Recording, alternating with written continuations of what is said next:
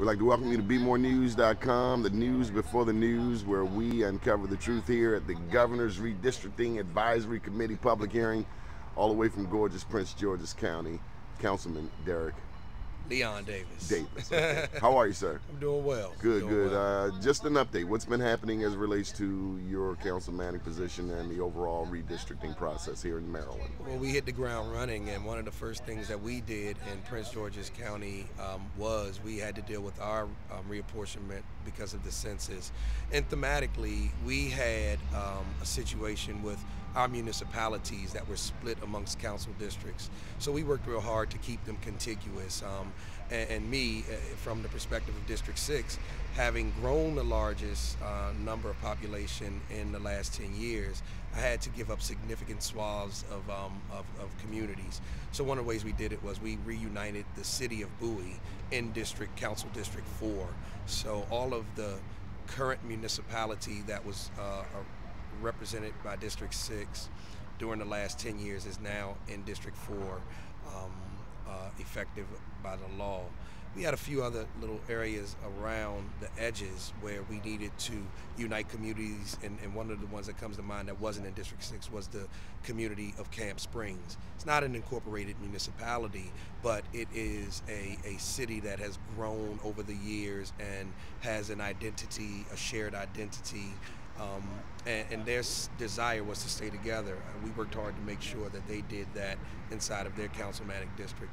So I think thematically, what I've seen here is inside of 6 and more broadly the legislative district and the legislative redistricting, you have a few communities that are being split along legislative lines. And I think that one of the things we can accomplish is to keep them contiguous regardless of where they land. I think we have great representation across the county in the state legislature, both in the House of Delegates and in the Senate, and I've worked very well with all of them, even to the point where one of the guys uses my name. His name is Derrick Davis too, but you know, the relationship and the responsibility of local legislature, state legislature, and our federal representatives all unite around taking care of our communities. And I think regardless of what happens, we'll unite to do just that. I got a broader statewide question for you. Ought there be more collaborative efforts between Baltimore, Greater Baltimore, and Prince George's, considering that those are the two majority African-American communities. Largest population. Yeah, absolutely. Similar issues, particularly public education, 23 and 24 at the bottom. Yep. Well, you know, we collectivize around the idea that statistically Baltimore City and Prince George's County are statistically in last place in the state of Maryland, that is statistically in first place in the nation with regard to public education. If it not be for gains that we have in those two jurisdictions, the state of Maryland can't enjoy its perch at number one. But that being said, we have the realities of suburban and urban school environments that have to be considered.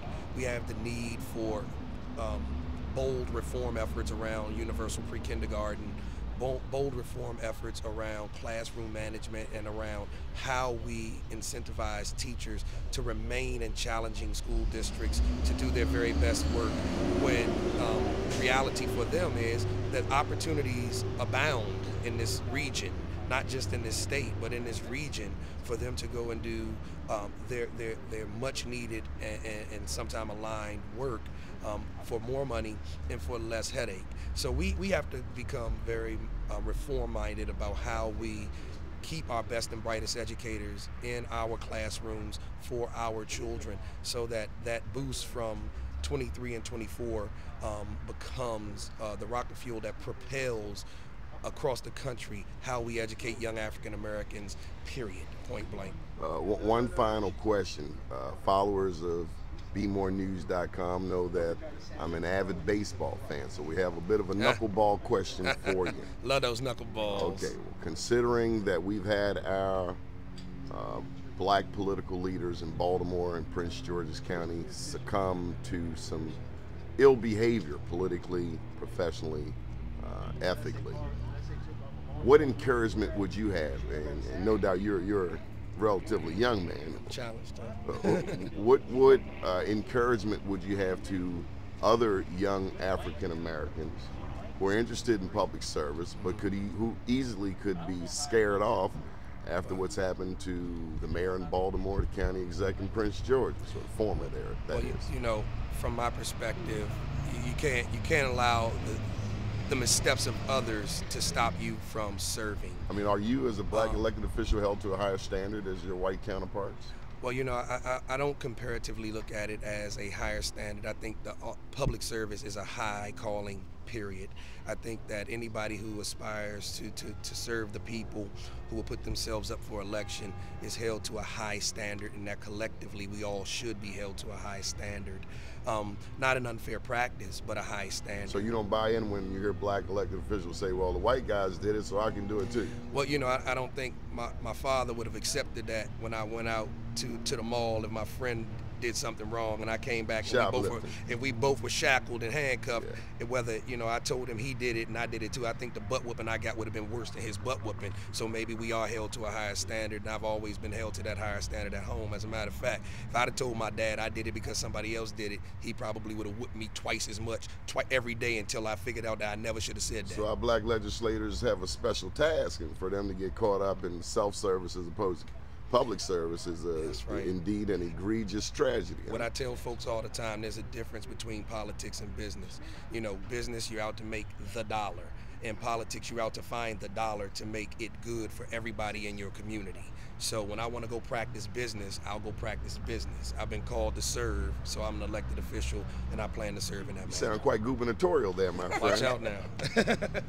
One day at a time. County council is just fine. Happy holidays to you and too. yours. Y'all be blessed. And thank you very much. Keep watching BeMoreNews.com, the news before the news, where we uncover the truth. All right.